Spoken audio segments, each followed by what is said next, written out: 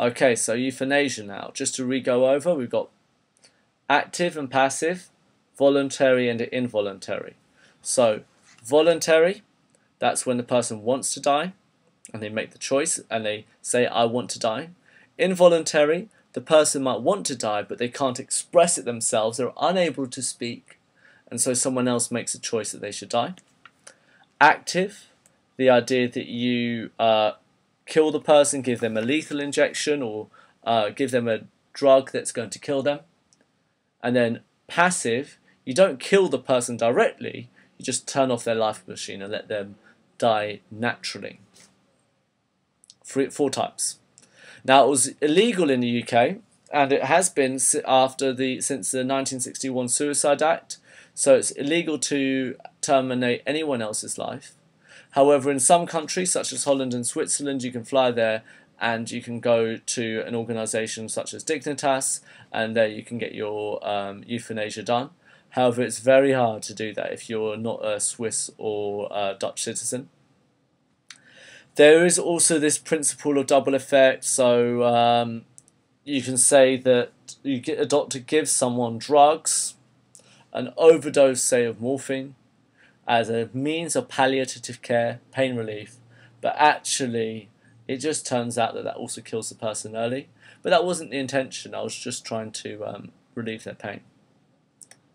It's a bit of a slippery slope, that one. It's a bit of a tricky one to always justify, but that could be an idea. Double effect. I'm trying to help the person, but they just so happen to die. Key issues. So we've got so before we had pro-life versus pro-choice. Here we've got sanctity of life versus quality of life. So life is sacred.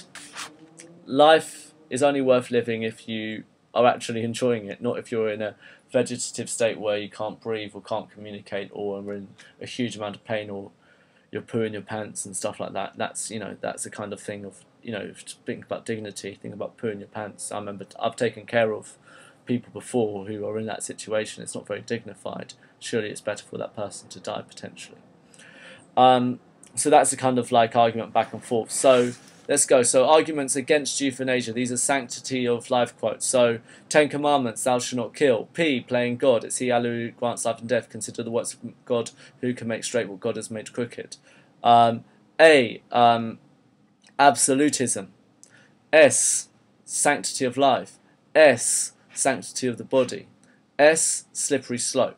So all of those arguments, all of those quotes associated with it can be used. Slippery slope is useful because I could say, if we start allowing euthanasia for people who want to die, then potentially we could find ourselves in a situation where you start allowing euthanasia for people who we say want to die, and that gets very dodgy. So the Nazis, they did lots of euthanasia on, or what they called euthanasia, on disabled people, because people might not have wanted to die, but they said, these people, they want to die. Yeah, so it can get very corrupt. So right now we're at the top of the slippery slope, but if we start allowing abortions, if we start allowing euthanasia, then we go on a slippery slope to people doing more sinister abuses of those rules, of those laws. And also the idea that it's determinism. It's been predetermined by God that you are in this vegetative state. It's for you to deal with that. Okay, it's not going to be easy if you're pooing your pants all the time, but that's something that you've got to deal with.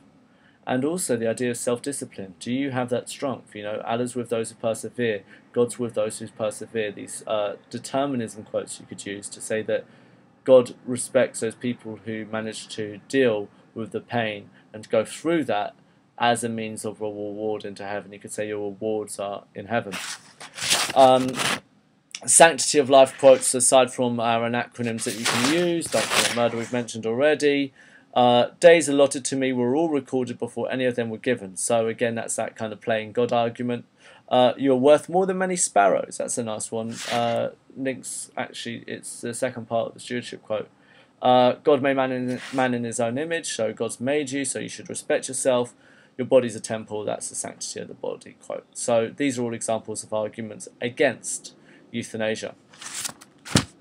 Arguments Now, oh yeah, the other thing that you could say, Michael Jackson, the doctor said he was doing euthanasia on Michael Jackson because Michael Jackson was in lots of pain before he died, and that was very controversial because it wasn't necessarily, who can actually verify whether Michael Jackson wanted to die. And the doctor said, I'm doing euthanasia, I'm doing a mercy killing. And the family was like, no mate, that's not a mercy killing, you killed that man. And he had a tour to do, he still had a business to run. This is a tough issue really, isn't it? It's a real deep issue.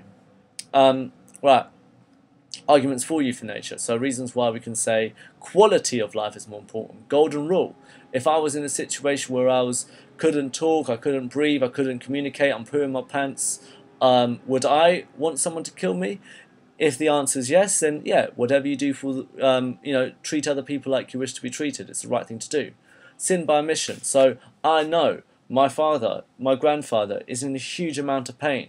Surely it is a sin for me to let them live their life in this undignified way. They are a war hero. They're a great man. They've had this great history. Do they want to be remembered as this person who's like a vegetative state, pooing their pants, or do they want to actually be respected as what they understood for their past and all the great things that they've done? So sin by omission. It could be seen as a sin not to do the kill. Yeah, you're scared of killing because you're scared of being judged by God, but surely it's actually better for you to do the actual act, because otherwise you're doing a sin by omission.